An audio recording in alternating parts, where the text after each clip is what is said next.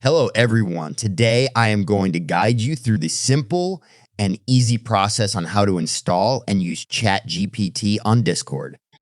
After watching all these steps carefully, you will be able to easily use ChatGPT on Discord. So without wasting any time, let's get right into the video. To get started, you'll need to have the ChatGPT bot installed on your Discord server. First, go to the Discord bot list website and search for ChatGPT. Click the bot's name to access its page on the Discord bot list website. After that, on the bot's page, click the Add ChatGPT Discord bot button.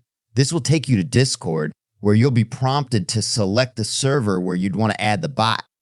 Choose the server where you want to add the bot and click the Authorize button. This will give your bot access to the server. You can control the behavior of the bot by using special commands. For example, you can type in /help and chat. GPT will show you a list of all available commands. So now all you have to do is type in a ChatGPT and you can write your first prompt or question to ChatGPT on Discord.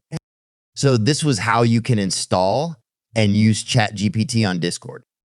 If you found this video informative, then hit the thumbs up and subscribe for future videos.